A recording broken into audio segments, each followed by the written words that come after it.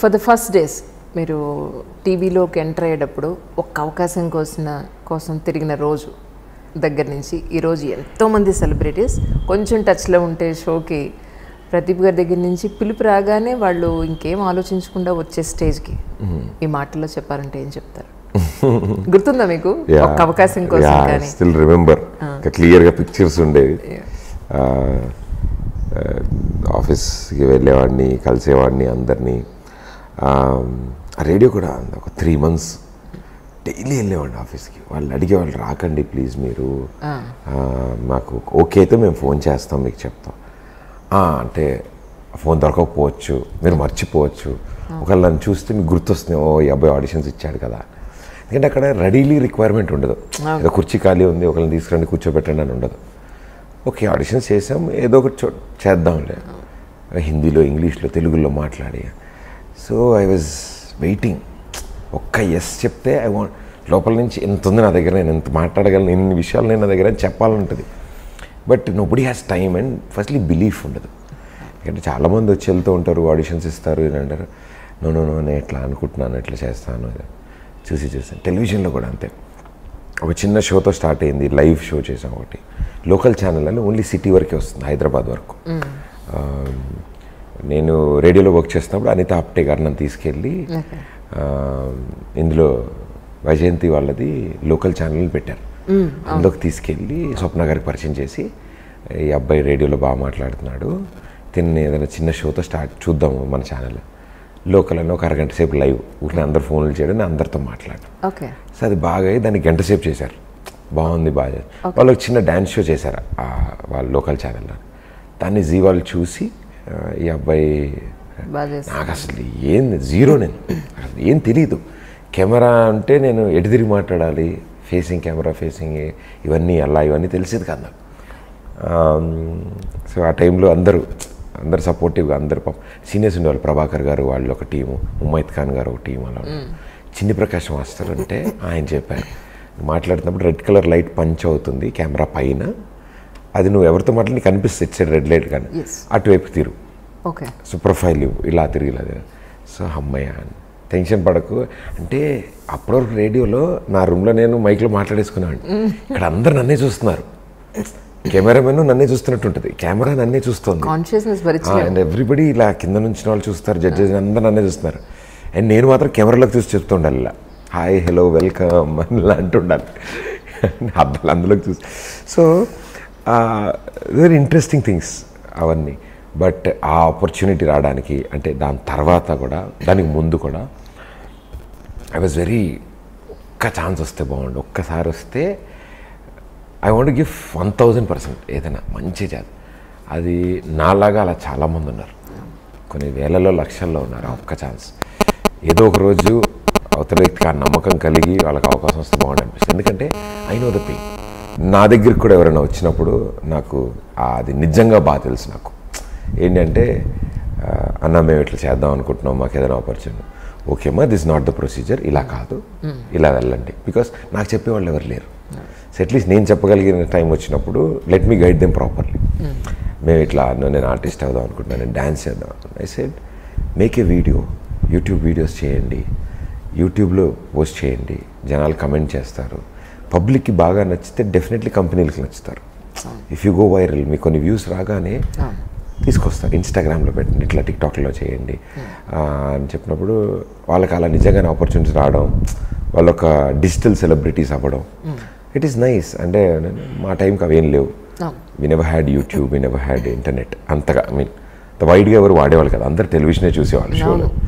So ఆ days నుంచి కొంచెం టచ్లో వరకు ఆర్టిస్టులు ఏమో నాకు ఫర్ మీ ఎవ్రీడే అలాగే ఉంటుంది స్టార్ట్.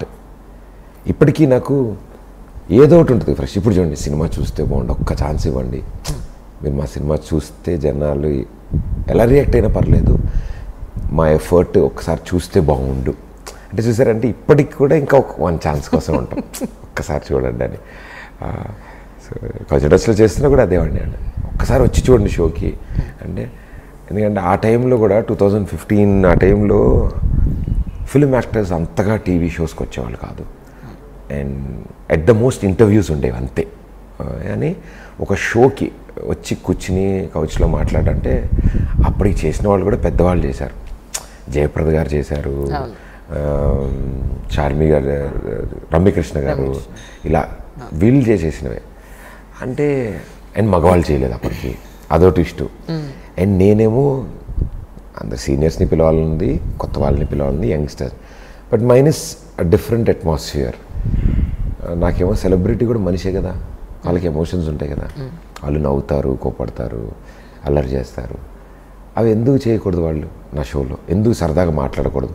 వాళ్ళ స్కూల్ గురించి, కాలేజ్ గురించి ఎందుకు చెప్పింది చాలా సందర్భాల్లో చెప్పుండొచ్చు, కానీ జనాలకి నిజంగానే తెలియదు. సో ఇప్పుడు చెప్తే బాగుంటుంది కదా వాళ్ళ నోటి నుంచే. ఎవరెవరో ఏంటేంటో రాసే బదులు వీళ్ళే చెప్తే కరెక్ట్ కదా అని అనిపించి స్టార్ట్ చేసినప్పుడు అప్పుడు కూడా అంతే, ఒక్క ఛాన్స్ ఒక్కసారి వచ్చాడు. బట్ ఒక 4-5 ఎపిసోడ్స్ టెలికాస్ట్ అయ్యే టైంకి ఎవ్రీబడి అండర్స్టూడ్. నేను అడగగానే వీలు చూసుకుని అందరూ, లేదా సినిమా అప్పుడు వస్తాం, ప్రమోషన్స్కి వస్తాం అని చెప్పి గాట్ మీ టు 120 ఎపిసోడ్స్ చేశాను నా సొంత ప్రొడక్షన్లో. మోర్ దాన్ 150-100 దాటి సెలబ్రిటీస్ నా షోకి వచ్చినందుకు వెరీ హ్యాపీ.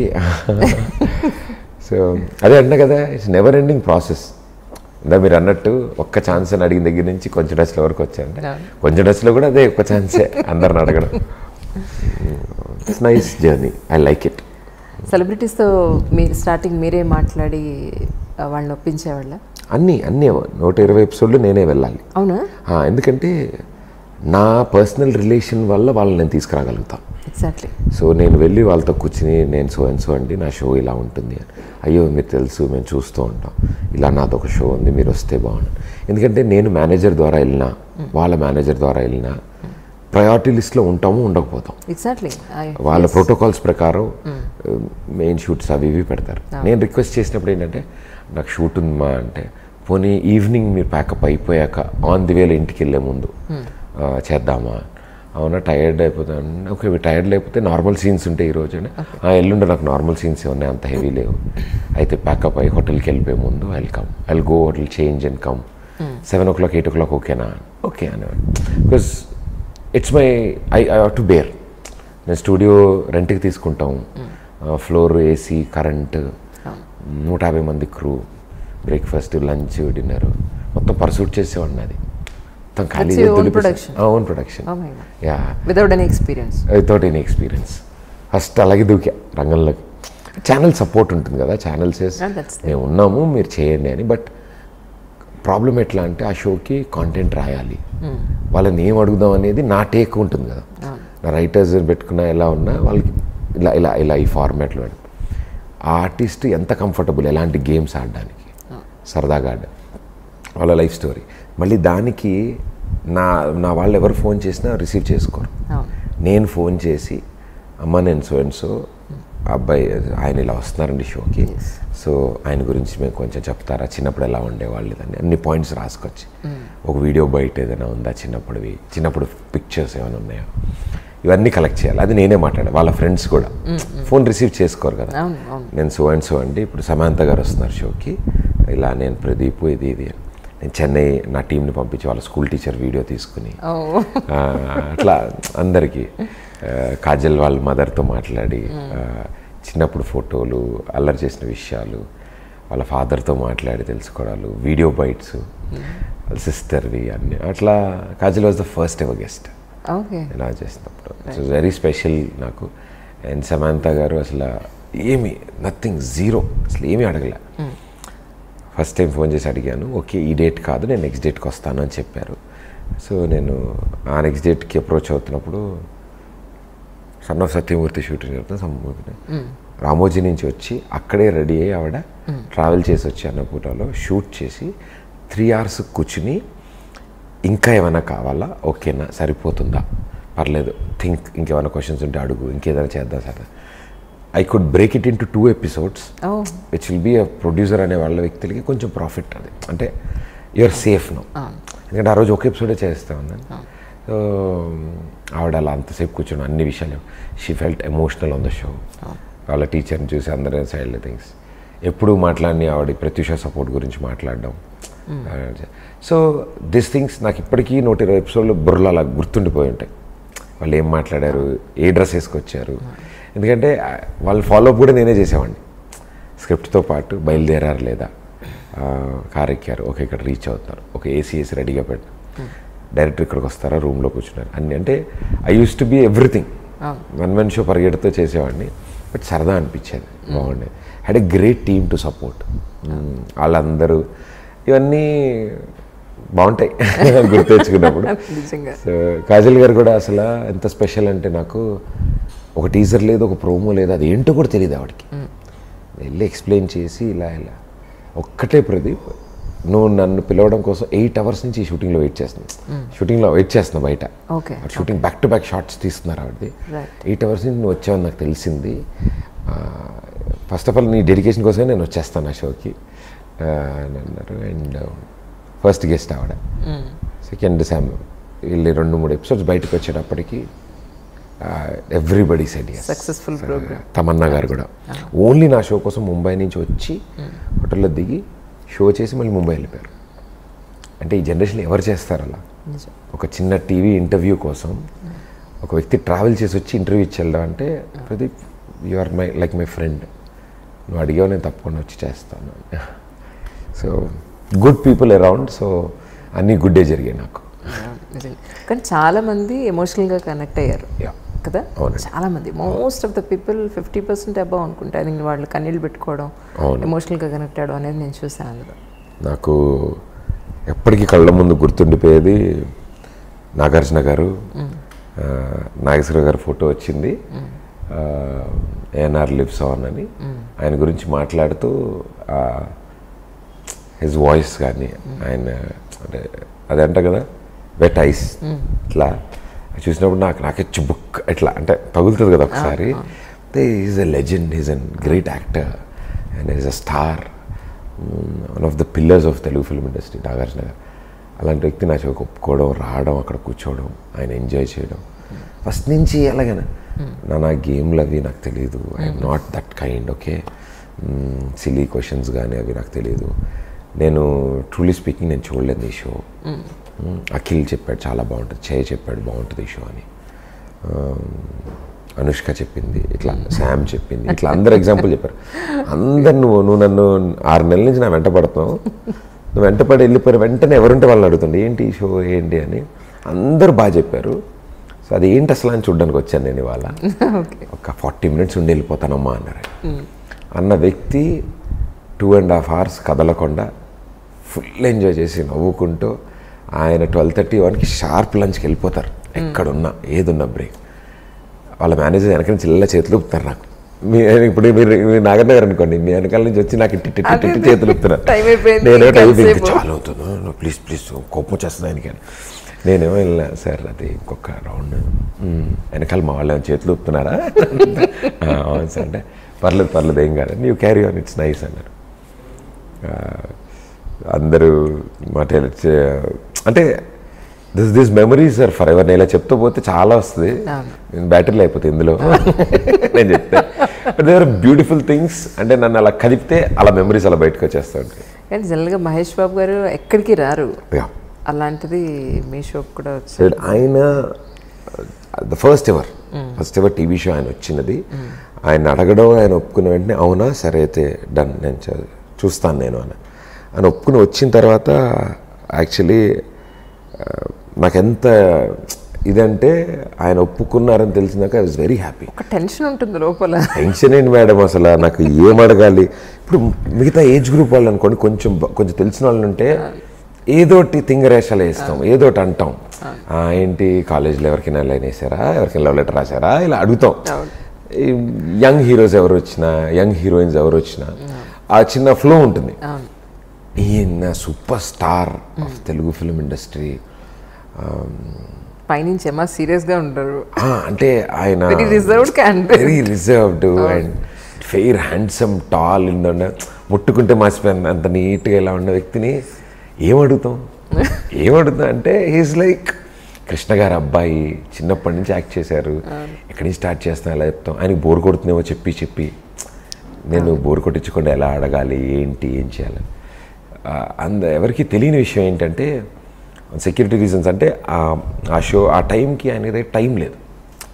కానీ నన్ను పిలిపించి ముందు రోజు నమ్రత గారు కానీ అని ఫార్మాట్ ఎలా ఉంటుందమ్మా ఏంటి అంత ఓకేనా నేను వాళ్ళ మేనేజర్స్ మీటింగ్ పెట్టి నాతో సార్ ఇలా ఉంటుంది కదా షూరా ఏమి ఇబ్బంది పెట్టరు కదా ఆయనకి మొహమాటం మీకు చెప్పలేరు అది లేదు సార్ అసలు అలా ఏముండదు if is not comfortable I wrap it up నేను ఎండ్ చేసేస్తాను కానీ ఆయన ఒప్పుకున్నారు కాబట్టి ఇట్స్ మై ప్రివిలేజ్ నేను చేయాలి ఇది అని ఆయన కోసం ఆ ఒక్క ఎపిసోడ్ కోసం నేను విడిగా మళ్ళీ సెట్ వేసాను నా షోది పార్క్ హైత్ హోటల్లో కొత్త సెట్ వేసాను ఎందుకంటే ఆయనకున్న టైం లిమిట్లో 1 అవరే ఉంది 1 అవర్లో ఆయన ఇంటర్వ్యూస్ ఇస్తూ ఆయన బిజీగా ఉన్న టైంలో వచ్చి నా సెట్కి వచ్చి ఇక్కడ షూట్ చేయాలంటే కష్టమైపోతుంది మరి ఎలా ఏం చేద్దామని ఏం పర్లేదు మేడం అని చెప్పి నేను సొంతంగా కాన్ఫరెన్స్ హాల్ తీసుకుని పార్క్ హైత్ అక్కడ సెట్ వేసాను సచ్ ఎక్స్పెన్సివ్ వన్ ఎస్ అంటే it is worth forever lifetime మిగిలిపోయేది అది సో ఆ సెట్ వేసాను నేను పార్క్ అయితే వాడికి అర్థం కావట్లే మొత్తం అట్టలు చెక్కల్లో టక్క వేసేస్తున్నారు మా వాళ్ళు రాత్రి తయారు చేసాం లైట్లు వేసాం అందేసాం ఆయన డోర్ తీసుకుని లోపలికి వచ్చారు అయ్యా ఏంటిదంతా అన్నారు అంటే అదే సార్ అండి అయ్యయ్యో ఇంత ఉందని చెప్తే నేను అక్కడికి వచ్చేవాడు కదమ్మా అన్నారు లేదు సార్ ఏం కాదు రండి యువర్ కంఫర్ట్ ఇక చాలా తక్కువ టైం ఉంది ఆయనకి రిలీజ్ దగ్గరలో ఏం పర్లేదు sir I will do it ఆయన ఒక 2 hours ఎంజాయ్ చేశారు నవ్వుతూ అసలు ఆయన ఎక్స్పెక్ట్ అంటే మెల్లగా is a kind of a person ఎట్లా అంటే సెన్సిబుల్ టాక్ చేసినప్పుడు ఫ్రీక్వెన్సీలో మాట్లాడినప్పుడు has got immense sense of humour అండి ఆయన కెమెరా ముందు కాదు కానీ అంటే సినిమాల్లో కాదు క్యారెక్టర్ ప్లే చేస్తారు సినిమాల్లో ఒరిజినల్గా క్యారెక్టరే ప్లే చేస్తారు బయట మహేష్ బాబు ఆయన మాట్లాడితే నిజంగా కడుపు పని వచ్చేస్తుంది నవ్వుతూనే ఉంటాం నాన్ స్టాప్ ఆయన స్టైలు అన్నది చాలా ఒక హెల్దీ హ్యూమర్ ఉంటుంది ఆయన దగ్గర దాని తర్వాత ఆయనకి ఆ షో ఎలా నచ్చిందంటే నేను 2-3 షూటింగ్లు పక్కన జరుగుతున్నప్పుడు గ్రీట్ చేయడానికి వెళ్ళేవాడిని సార్ బాగున్నారు మీ షో ఎలా ఉంది ఎలా నడుస్తుంది అని ఎవరినైనా గారు మీరు అనే సంబోధిస్తారు ఆయన ఎలా ఉంది మీ షో అన్న బాగుంది సార్ వెరీ గుడ్ దాని తర్వాత కూడా చూశాను నేను కొన్నిసార్లు అప్పుడప్పుడు అన్నారు ఒక ఇంటర్వ్యూకి అడిగారంట ఇట్లా ఆ అబ్బాయి వస్తారా ఇంటర్వ్యూ చేయడానికి నేను యూజువల్లీ ఇంటర్వ్యూస్ తక్కువ ఎందుకంటే నాకు ఒక టాక్ షో ఉంది నేను వెళ్ళి ఇంటర్వ్యూ ఎక్కడైనా అంటే కష్టం అయిపోద్ది అంటే నా ఫ్లో వేరు నాకు ప్రాపర్టీలు ఉండి అది ఉండి ఇది ఉండి డ్యాన్సులు అల్లర్లతో అనుకుంటా కొంచెం అవి చేసుకున్నా ఆయన పిలిపించిండే దాని తర్వాత ఇంకొక మూవీ భరత్ అనే నేను మూవీకి కొట్టాల శివ గారి దగ్గర ఫోన్ రావడం ఆయన సార్ బాబు ఇంటర్వ్యూ అంటున్నారు ఓన్లీ మన ముగ్గురమే ఉంటాము మిమ్మల్నే పిలవమని చెప్పారు మీరు ఇచ్చిన ఇంటర్వ్యూని రికార్డ్ చేసి అందరికీ ఇస్తా అని చెప్పారు సో అంటే అంత నమ్మకం ఆయన ఇంకా అన్ని ఇంటర్వ్యూలు అవసరం లేదు ఈ అబ్బాయితో చేద్దాం అది ఇద్దాం feel real nice full homework చేసి అన్ని ప్రిపేర్ అయ్యి వెళ్ళా ఈజ్ వెరీ హ్యాపీ ఆ రోజు నుంచి ఎప్పుడు ఇంటర్వ్యూ ఉన్నా మహేష్ బాబు గారిది నాకు ఫోన్ వస్తుంది కుదురుతుందా అడిగారు రీసెంట్గా ఒక షో కోసం జీ తెలుగు షో కోసం ఆయన రావాలి ఒక చోటకి విజయవాడ దగ్గరలో ఒక ఊర్లో వెళ్తున్నాం అయితే ఎవరు యాంకర్ అని అడిగారు సార్ అంటే ప్రదీప్ని పెట్టండి ప్రదీప్ని పిలవండి నేను I will be more comfortable అన్నాను అయితే నాకు ఫోన్ వచ్చి సరే అండి నేను చేస్తాను ఆయన కోసం అన్నా ఆయన నన్ను అంటే వెళ్తుంటే షోకి వెళ్ళడానికి ఏం చేయబోతున్నాం అక్కడ స్టేజ్ మీద నేనున్నంతసేపు ప్రదీప్ నా పక్కన ఉండమని చెప్పండి ఏం చేద్దాం అనేది మనం ఒకసారి మాట్లాడుకుందాం అని చెప్పండి ప్రదీప్కి అని సరే సార్ ప్రదీప్ మిమ్మల్ని విజయవాడ ఎయిర్పోర్ట్లో కానీ విజయవాడ హోటల్ దగ్గర కానీ కలుస్తాడండి మీరు అక్కడ దాని తర్వాత బై రోడ్ అక్కడికి వెళ్ళాలి అన్నారు అంటే విజయవాడ ఎయిర్పోర్ట్లో వచ్చి కలుస్తాడండి లేకపోతే హోటల్ దగ్గర కలుస్తాడు అబ్బాయి అక్కడ మీరు డిస్కషన్ అయిపోయాక అతను ఎక్స్ప్లెయిన్ చేస్తాడు ఏం చేయాలో దాని తర్వాత మీరు చేయొచ్చు బై రోడ్ అని ఛానల్ వాళ్ళేమో ఏం చెప్దాం నేను ఏం మాట్లాడబోతున్నానో ఎలా చెప్తాను నాకు తెలియదు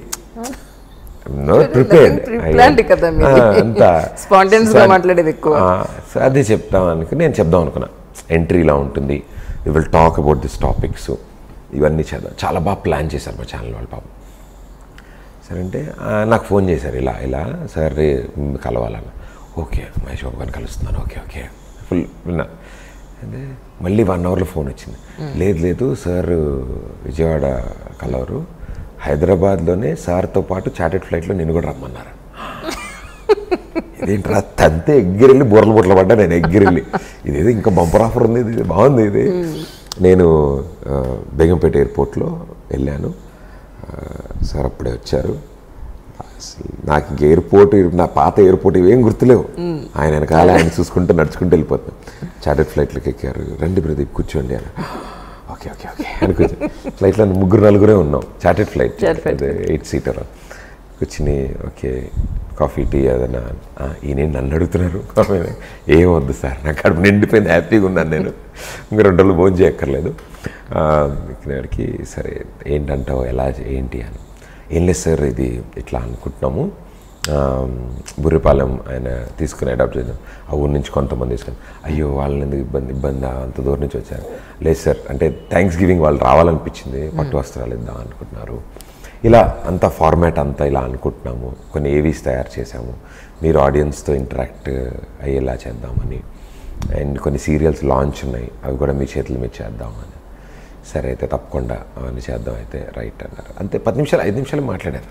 ఇంకా దాని తర్వాత అంతా నార్మల్ కబుర్లు, ఏ విషయాలు ఏం జరుగుతున్నాయి బయట, హౌస్ లవ్, టీవీ ఎలా ఉంది, ఇది ఎలా ఉంది, షోస్ ఎలా నడుస్తున్నాయి, సినిమాల గురించి.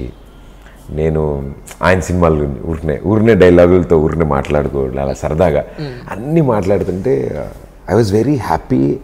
ఎందుకంటే ఎటు పారిపోలేము, ఎవ్వరం గాలిలో ఉన్నాం, మనం ఎంతసేపు మాట్లాడుకోవచ్చు హ్యాపీగా. ఇంకొద్దు యాపీ ప్రదీప్ అంతా మాట్లాడుకోవచ్చు. ప్లస్ ఆయనతో ఉన్న టీం కానీ ఎవరున్నా కూడా అందరు కామ్గా ఇలా ఉంటారు కదా, వాళ్ళ సారు వాళ్ళ బాగా. నేను ఒక్కడే లోడ మాట్లాడుతున్నా, ఆయన నవ్వుతున్నారు. సో ఇది బాగుంది. సో బ్యాడ్ లక్ ఏంటంటే అక్కడ దిగే టైంకి వర్షం పడింది ఈవెంట్లో. సో 2-3 అవర్స్ అన్ని ఎలక్ట్రికల్ అన్నీ ఆపేయాల్సి వచ్చింది, కెమెరా ఎల్ఈడీలు. సో ఆయన రాకముందే అయిపోయింది. సో అన్నారు, అయ్యో మనం ఐ కంపెన్సేట్ దిస్, మళ్ళీ ఎప్పుడైనా చేద్దాంలేండి అని. పాపం అంత దూరం వచ్చిన ఆయన మళ్ళీ రిటర్న్ అలాగే కార్లో వెళ్ళి ఫ్లైట్లో వెళ్ళిపోయారు ఆయన. సో గుర్తుండిపోయే మెమరీస్ అంటే నేను చెప్తున్నా కదా, this will be one of ఆ పేజెస్, ఫస్ట్ పేజ్లో రాసుకున్నాను. ఆయనతో నేను ఫ్లైట్లో ట్రావెల్ చేయడం, 1-on-1 ఇలా ఎదురు కూర్చుని కబుర్లు చెప్పుకుంటూ. Yeah is a wonderful person. And నా షోకి ఒప్పుకుని రావడం అంటే అదే ఫస్ట్ పరిచయం నా షోకి వచ్చింది. అండ్ ఇప్పుడు నా నీలి ఆకాశం సాంగ్ లాంచ్ చేసే వరకు it's been a true sweetheart. పాట ఫస్ట్ ఆయనే చూశారు, ఇంకెవ్వరు చూడలేదు పాట. సినిమా అంతా అయిపోయాక ఆయనకి ఇలా చూపించాను, సార్ ఇట్లా సాంగ్, అవునా గెటప్ నువ్వు అని ఇట్లా చూస్తున్నారు. షార్ట్ రెడీ అనేది చెప్తుంటే ఆపమన్నారు, ఆపి మొత్తం చూశారు ఆయన. సాంగ్ అయితే చాలా బాగుంది Pradeep, I really liked it. మీ చేతుల మీదుగా లాంచ్, మొట్టమొదటి అడుగు సార్ ఇది నాకు, మీ చేతుల మీద లాంచ్ అది తప్పకుండా చేస్తాను నేను. టెల్ మీ ముహూర్తం ఏదైనా ఉంటుంది కదా, అవన్నీ చూసుకుని ఏ రోజు అనుకుంటాను నాకు చెప్పు, నేను లాంచ్ చేస్తానన్నారు. ఆ ఇచ్చిన మాటకి నేను అనుకున్న day he was not in India, యుఎస్లో ఉన్నారు. నాకేమో అయ్యో ఆయనతో చేపిద్దాం అనుకున్నాను, ఆయనకి నచ్చింది, ఎలా అనుకుంటా. ఆ టైంలో ఆయన్ని రీచ్ అవ్వడం జరిగింది. బై ఫోన్ నంబర్తో గారితో ఇలా మాట్లాడి ఇలా ఇది సాంగ్, యా నాకు గుర్తుంది ఆ సాంగ్, ఇట్స్ వెరీ నైస్, నేను ట్వీట్ చేస్తాను చెప్పండి, టైం చెప్పమన్నాను. లింక్ పంపించాం, యూట్యూబ్ లింక్ పంపిస్తే సార్ అక్కడి నుంచి ట్వీట్ చేసి this is good stuff Pradeep అని పెట్టి నీలి సాంగ్ లాంచ్ అని చేశారు. ఏ ముహూర్తాన్ని ఏ చేత్తో చేశారు ఆయన, golden hand. It's running towards 100 million. ఒక చిన్న హీరో, ఒక చిన్న వ్యక్తికి, ఒక చిన్న సినిమాలో నా మొట్టమొదటి పాట ఇలా 100 millionకి వెళ్ళదంటే నాకు తెలిసి ఈ బంపర్ ఆఫర్, ఈ సదవకాశం ఏ హీరోకి రాదేమో అనిపించింది నాకు. అంటే హీరోకి లాంచ్ అవుతున్నప్పుడు బిగ్గెస్ట్ స్ట్రెంత్ కదా సపోర్ట్. ప్రేక్షకులు మేము ఉన్నాం, సరే మమ్మల్ని ఎంటర్టైన్ చేయడానికి వస్తున్నాం, మేము ఉన్నాంలే అని అంటాం. It's nice.